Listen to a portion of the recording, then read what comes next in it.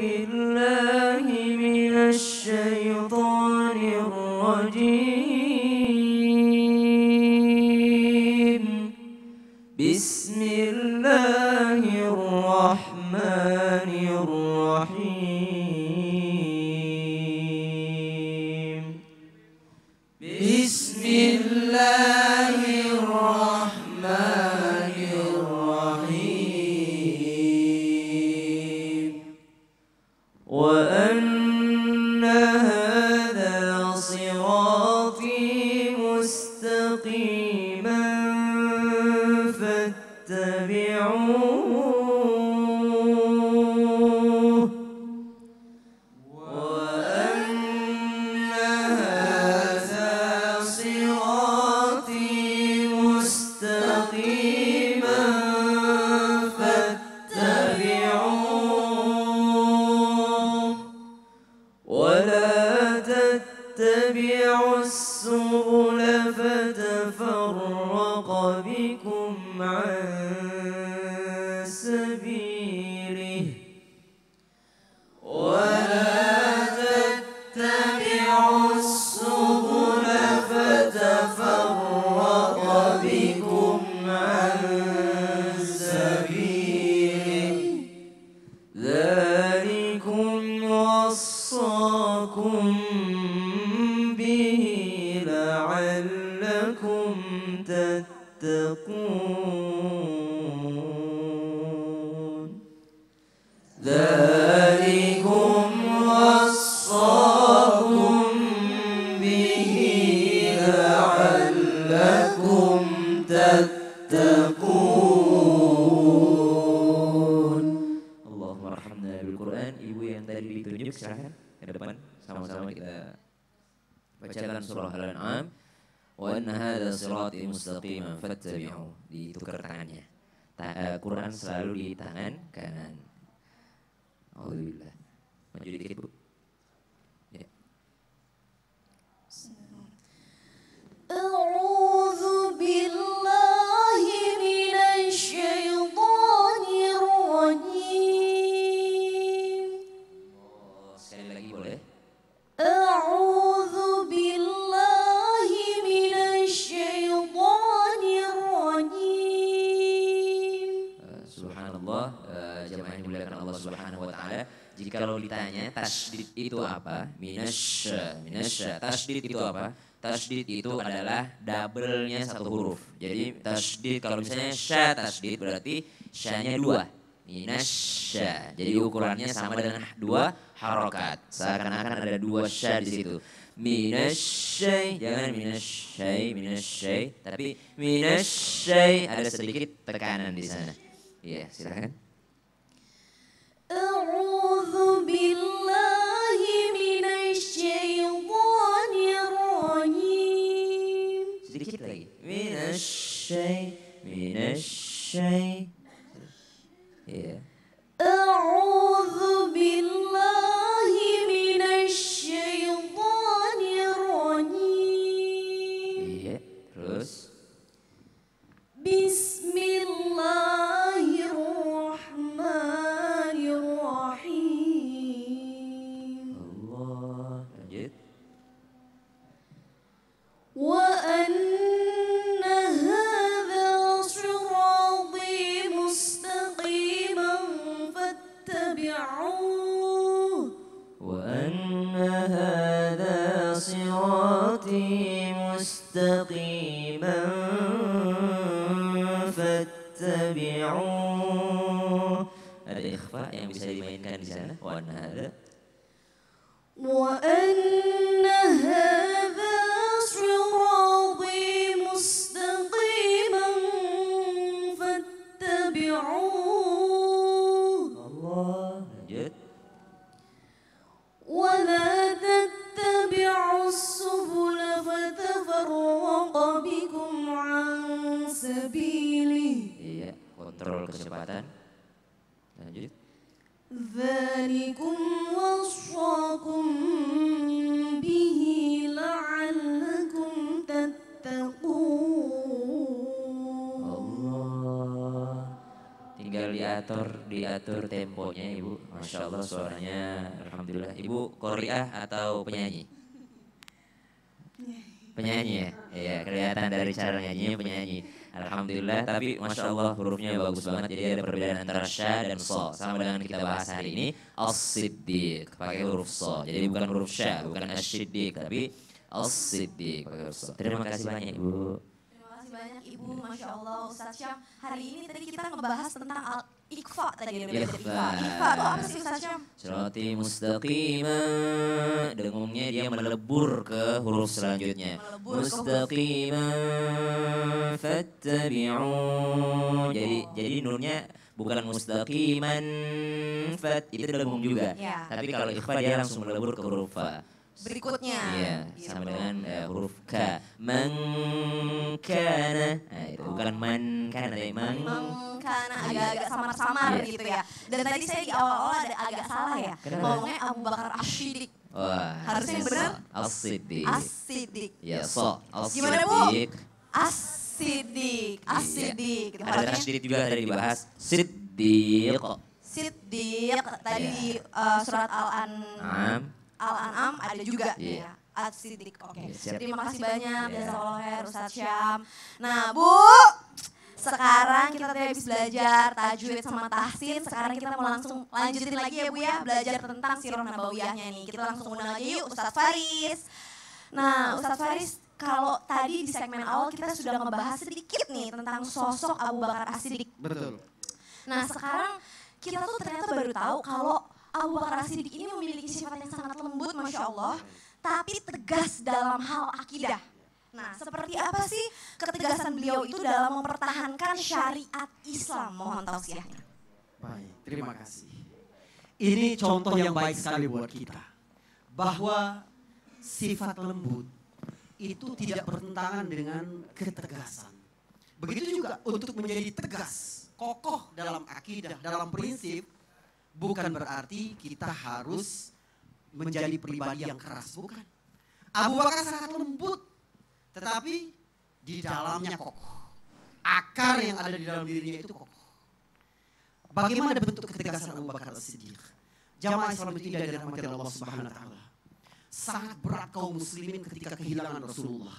Benar, Abu Bakar memiliki keutamaan-keutamaan yang sangat besar. Tetapi bagaimana jarak antara Abu Bakar dan Rasulullah? Sangat jauh. Jadi semuanya kehilangan. Maka ada sebagian kabilah-kabilah yang ada di luar Madinah. Ya. Dan beberapa kabilah-kabilah Arab lainnya itu murtad. Kembali kepada ajaran musyrik dulu. Dan ini diperangi oleh Abu Bakar As-Siddiq. Baik, ini mungkin mudah kita pahami. Tetapi kemudian ada sebagian yang enggan membayar zakat kepada Abu Bakar As-Siddiq. Abu Bakar memutuskan untuk menyerang. Untuk memerangi mereka. Umar datang sebagaimana hadis dari Abu Hurairah. Umar datang kepada Abu Bakar dan protes akan hal itu. Bukankah Rasulullah sudah berkata apabila orang sudah mengucapkan syahadat, ya, maka sudah terjamin darahnya dan kehormatannya. Kata Abu Bakar As-Siddiq, salat dan zakat tidak ada bedanya. Salat adalah hak Allah berupa ya perbuatan, zakat adalah hak Allah berupa harta. Bahkan kata Abu Bakar, kalau orang-orang itu datang kepada Rasulullah dan membayar zakat, membawa hewan ternaknya dengan kalung di lehernya, lalu datang kepada Abu Bakar membawa hewan ternaknya tanpa kalung di lehernya, aku akan perangi mereka. Umar terkejut dan berkata, aku jadi tahu bahwa Allah telah meluaskan hati Abu Bakar untuk memutuskan kebenaran. Bayangkan, Umar adalah sahabat yang kita kenal selama ini sebagai simbol ketegasan. Tapi dalam posisi ini, di mana Umar protes kepada Abu Bakar As-Siddiq radhiyallahu an, Abu Bakar menjawab tegas seperti itu. Abu Bakar As-Siddiq sangat lembut orangnya. Bayangkan, jamaah sekalian, Nabi ini kan punya mimbar 3 anak tangganya. Abu Bakar tidak mau berdiri di tempat berdirinya Rasulullah. Sampai akhir hayatnya Abu Bakar kalau khutbah itu berada di anak tangga setelah anak tangga yang Rasulullah berdiri di atasnya. Rupanya Umar setelah itu juga begitu. Tidak mau berdiri di tempat berdirinya Abu Bakar As-Siddiq. Saking mulianya orang-orang ini. Tapi masing-masing punya keunggulannya. Abu Bakar As-Siddiq sangat lembut, lalu ditopang oleh penasehat utamanya Umar yang sangat tegas. Umar bin Khattab tegas, lalu ditopang oleh sahabat yang paling utamanya, Utsman bin Affan yang sangat lembut. Begitulah kehidupan, harus imbang dan tidak ada dikotomi antara sifat sayang dan sifat tidak kokoh dalam urusan akidah kita. Jadi kita harus benar-benar tahu menempatkan di mana harus tegas, di mana harus penuh kasih sayang kepada manusia. Jadi nggak semuanya dakwah dalam Islam itu harus galak banget gitu kesannya tuh. Karena justru harus lembut, karena hati manusia ini justru takluk dengan yang lembut. Gitu ya. Jadi nggak usah walaupun kita tahu orang salah atau apa langsung kita nggak boleh itu harus gitu, nggak boleh kayak gitu. Justru ya, dia Ustaz, bisa ya? menolak, langsung menolak kebenaran. Tapi dirangkul dulu hatinya dan itu dilakukan oleh Abu Bakar As-Siddiq. Masya Allah, jazakallah khair. Terima kasih banyak Ustaz Faris. Sama-sama. Semoga kita bisa mendapat pelajaran ya Bu ya, bahwa Islam adalah agama rahmatan lil alamin. Penuh senyum, penuh kasih, penuh sayang, cinta kedamaian ya Bu ya, insya Allah. Dan langsung aja yuk kita mengundang Ustadz Maulana nih. Alhamdulillah Rabbil Alamin. Hari ini kita belajar dari sosok sahabat Rasulullah yang utama. Nah Ustadz, kan kita tahu Ya. kalau kita bersalawat misalkan, Allahumma shalli wa sallim. insya Allah kita mendapatkan syafaat Amin. dari Nabi Muhammad SAW. Nah, gimana sih kalau misalkan Nabi Muhammad cinta kepada kita tuh, Masya Allah gitu. Apa ya, insya Allah yang kenikmatan, syafaat yang bisa kita dapatkan yang aduh begitu luar biasa banget. Mohon tausiahnya. Ya, makasih. Bismillahirrahmanirrahim. Assalamualaikum warahmatullahi wabarakatuh. Waalaikumsalam warahmatullahi wabarakatuh. Jamaah. Yeay! Oh jamaah. Yeay! Alhamdulillah. Lillah. Membicarakan tentang keutamaan dan faedah jikalau kita dicintai oleh Rasulullah Sallallahu Alaihi Wasallam. Kalau kita dicintai oleh suami, dikasih apa aja, betul tidak? Kalau dicintai sama Pak Wali Kota, Dikasih akses luar VIP. biasa kan, aksesnya bagus. Dicintai oleh Presiden, dicintai oleh Ustadz Maulana.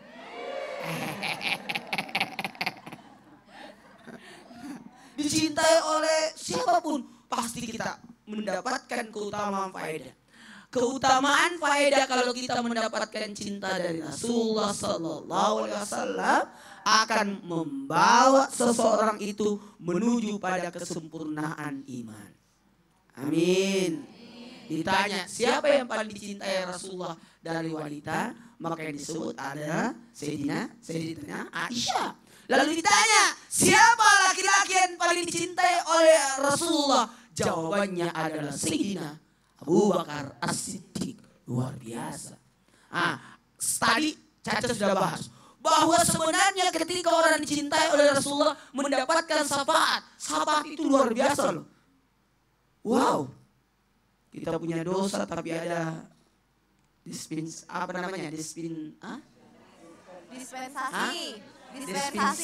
yaitu. Ibu jangan bilang dispenser, dispensasi. Nah, kemudian mohon maaf, kita butuh ketika orang lagi sakaratul maut datang Rasulullah. Ketika orang dalam kubur ditanya mungkar nakir, datang Rasulullah. Ketika kita berada di padang mahsyar, datang Rasulullah. Rasulullah lihat kita, syafaatnya yang kita butuhkan pertolongannya, berjalan di titian siratal mustaqim, ada Rasulullah, dan mudah-mudahan kita masuk di dalam surga bersama Rasulullah Sallallahu Alaihi Wasallam. Ini yang kita harapkan sebenarnya. Ketika kita dicintai, maka akan bersama dengan yang dicintainya. Ini yang kita harapkan. Mau masuk surga? Mau. Bersama mencintai. Orang antri kiri kanan mau masuk, tapi karena kita dicintai, tidak usah lewat pintu, lewat belakang. Orang yang akrab itu sudah tidak lewat lagi pintu tamu, tapi lewat pintu dapur. Anda makan di situ mungkin satu sisi, tapi kalau di dapur makan semuanya. Masya Allah. Betul. Betul. Jamaah. Yeay. Makanya kecintaan ini mengantarkan kita mendapatkan kemuliaan, kedudukan yang luar biasa. Kalau kita mendapatkan cinta, apapun yang kau mau. Kamu saya kasih mobil. Kamu saya kasih tanah. Kamu saya kasih rumah. Tapi kalau kamu saya kasih cintaku. Yang mana bagus? Cinta. Cinta. Kalau yang dapat mobil belum tentu dapat rumah. Yang dapat rumah belum tentu dapat tanah. Tapi kalau dapat cinta, dapat semuanya. Betul. Ini yang kita harapkan. Anak, ku kasih kau ini. Ini yang kita harapkan sebenarnya. Kecintaan yang kita harapkan. Ana wibuka. Ya Habibi, aku cinta kepadamu. Ya Allah, inilah ungkapan Rabiatul Adawiyah. Jamaah, mudah-mudahan kita saling mencinta. Amin. Kalau orang saling mencinta tidak ada keluhan. 1 kilo ditemani, dia gonceng kekasihnya, istrinya. Sampai dimanapun ku antar kau. Tapi kalau neneknya dia bonceng cepat-cepat. Gitu ya, artinya kita harus bisa membuat gimana caranya Rasul cinta sama kita. Orang salat lama-lama karena cinta. Karena cinta. Bersalawat karena cinta. Ya Rasulullah. Mantap. Masya Allah. Artinya memang agama itu gak cuma hafalan aja ya Ustadz Maulana ya. Tapi agama pun perlu dirasa.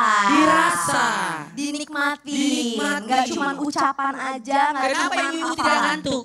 Padahal dari semalam dia datang. Kenapa Bu? Nikmati. Masya Allah, nikmatin masuk TV ya Bu. Alhamdulillahirrahmanirrahim. Nah setelah ini langsung aja yuk kita simak nih kisah inspiratif dari Ustadz Syam. Silakan Ustadz Syam. Muhammadur Rasulullah walladzina ma'ahu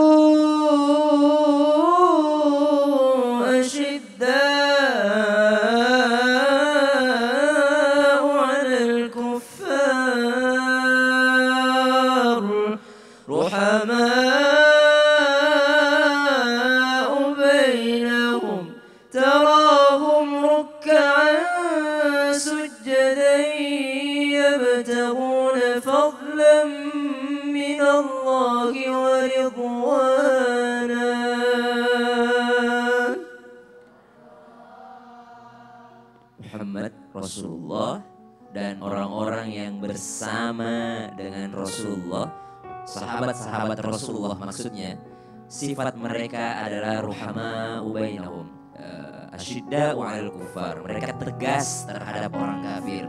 Tegas di sini bukan menghardik orang kafir, mencaci maki orang kafir, membuat bom panci, bukan. Tegas di sini adalah akidah mereka kuat, keimanan mereka kuat, tauhid mereka kuat. Ruhama'u bainahum, mereka saling berkasih sayang antara orang-orang beriman. Mereka saling berkasih sayang di antara orang-orang beriman. Kemudian orang-orang yang dekat dengan Rasulullah, sahabat Rasulullah, orang-orang yang bersama dengan Rasulullah, mereka tarahum ruk'an sujada. Mereka terlihat di antara mereka ini orang-orang yang taat sujudnya, taat rukuknya. Berarti orang-orang yang dekat dengan Rasulullah, sahabat-sahabat Rasulullah, bukan hanya hubungan kepada Allah yang diperbaiki, tapi hubungan sesama manusia mereka perbaiki. Makanya hari ini kita bahas salah seorang orang yang dicintai oleh Rasulullah. Bahkan dalam sebuah riwayat dikatakan bahwasanya kata Rasulullah SAW, seandainya ada yang aku cintai selain daripada Allah Subhanahu Wa Taala, selanjutnya dia adalah Abu Bakar As-Siddiq, orang yang paling aku cintai, kata Rasulullah SAW. Abu Bakar As-Siddiq diriwayatkan punya 9 usaha bisnis.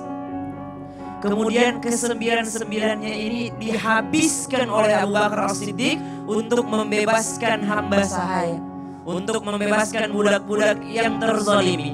Kemudian sahabat Abu Bakar As-Siddiq memiliki kekayaan yang sangat-sangat luar biasa. Hingga menjelang wafatnya sahabat Abu Bakar As-Siddiq radhiyallahu an, datanglah putri tercinta kepada ayahandanya. Wahai ayahku, kelihatannya engkau sedang sakit. Bolehkah aku panggilkan dokter untukmu, wahai ayah? Apa jawaban Abu Bakar As-Siddiq? Wahai putriku, tidak usah engkau panggilkan. Tadi aku sudah bertemu dengan dokter. Lalu apa kata mereka, wahai ayah? Wahai Abi, apa kata dokter tentang penyakitmu? Kata dokter, aku disuruh makan apa saja yang aku maui. Berpikir dalam hati Sayyidatina Aisyah radhiyallahu anha, wah, ayahku sudah menjelang wafatnya ini. Kalau dokter sudah berkata makan apapun yang engkau mau, berarti ayahku sudah di ujung-ujung ini. Berkatalah Sayyidatina Aisyah mengatakan, Kalau begitu ayahanda izinkan aku bertanya, ketika engkau meninggal dunia nanti, dengan apa aku harus kafankan engkau? Wahai putriku tercinta, engkau tahu kain yang selalu aku pakai ketika aku menjadi makmum Rasulullah SAW, bungkus aku dengan kain itu. Kata Siti Aisyah putri daripada Abu Bakar radhiyallahu an mengatakan, wahai ayahanda, itu kain yang sudah usang. Kita punya yang baru kok. Bukankah engkau ini seorang khalifah? Bukankah engkau ini seorang raja? Kita mampu kok pakai kain yang baru. Apa jawaban daripada Sayyidina Abu Bakar As-Siddiq radhiyallahu an? Wahai Aisyah, ketahuilah yang baru itu cocok untuk yang hidup, untuk yang mati. Buat apa pakai yang baru? Bahkan ketika hendak meninggal dunia pun Abu Bakar As-Siddiq radhiyallahu anhu memberikan hikmah kepada kita semua, bahwasanya engkau punya kekuasaan, engkau punya kekuatan, engkau punya kekayaan, engkau tidak bisa bawa ke dalam liang lahatmu. Lihat aku seorang khalifah, lihat aku orang yang dekat dengan Rasulullah, aku punya segalanya. Ketika aku ingin meninggal dunia, aku tidak ingin membawa yang baru, karena yang baru itu hanya cukup untuk mereka yang masih hidup di dunia. Ketika kita sudah habis waktunya di dunia, masuk ke dalam kuburan, tidak ada lagi gunanya perbedaan antara yang baru dengan yang lama, tidak ada lagi gunanya perbedaan antara yang bagus dengan yang tidak bagus. Suatu malam Rasulullah SAW keluar dari rumahnya. Tahu gak Bu karena apa keluar? Keluar dari rumahnya karena kelaparan. Keluar Rasulullah SAW bertemu dengan dua sahabatnya. Dia adalah Sayyidina Abu Bakar As-Siddiq dan Sayyidina Umar. Ketika mereka bertemu, kata Rasulullah, apa yang membuat kalian keluar rumah? Kata Abu Bakar As-Siddiq, kami lapar ya Rasulullah. Kata Umar, aku juga lapar. Jangan berisik, aku juga lapar. Bayangkan Bu, orang yang sangat kaya, pengusaha, Rasulullah harus keluar rumah di tengah malam mencari makanan karena kelaparan. Ketika masuk ke dalam rumah sahabat, salah seorang sahabat, diberikanlah mereka hidangan makan malam. Dan Rasulullah SAW berkata kepada sahabatnya, wahai sahabatku, ingat, keluar malam kita ini akan diperhitungkan di hadapan Allah, dan apa yang kita makan malam ini akan dipertanggungjawabkan di hadapan Allah Subhanahu wa taala. Lihat, dekat dengan manusia dan menjaga diri di hadapan Allah Subhanahu wa taala. Itulah Sayyidina Abu Bakar As-Siddiq sallallahu alaihi wasallam. Masya Allah.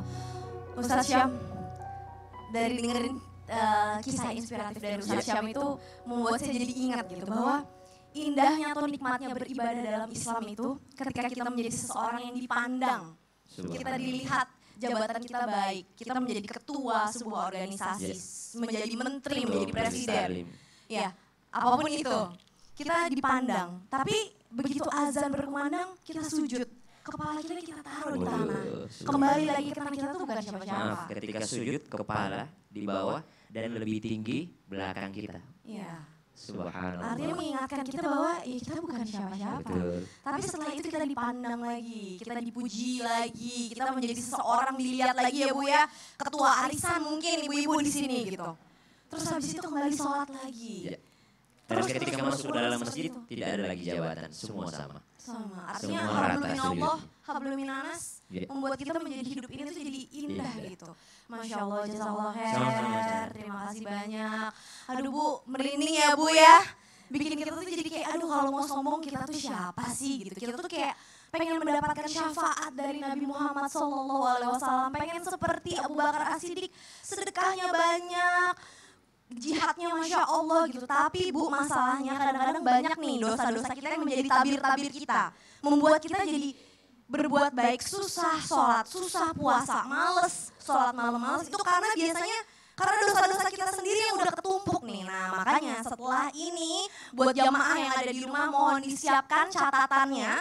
Karena insya Allah akan ada doa dari Ustadz Ahmad Ridwan tentang doa mohon ampunan ya Ustadz ya. Iya, insya Allah kita akan bahas bagaimana seorang Abu Bakar yang sudah dijamin masuk surganya, tapi tetap minta ampunan kepada Allah Subhanahu wa Ta'ala. Apalagi kita kita. yang banyak banget nih Banyak, dosanya banyak termasuk banget. saya Masya Allah, dan juga akan dilanjutkan dengan musahabah dari Ustadz Maulana. Ustadz? Muhasabahnya insya Allah bagaimana kita bisa mencontoh daripada Sayyidina Abu Bakar As-Siddiq. Insya Allah, jadi jangan kemana-mana, tetap di Islam itu indah. Jamaah Oh jamaah. Alhamdulillah.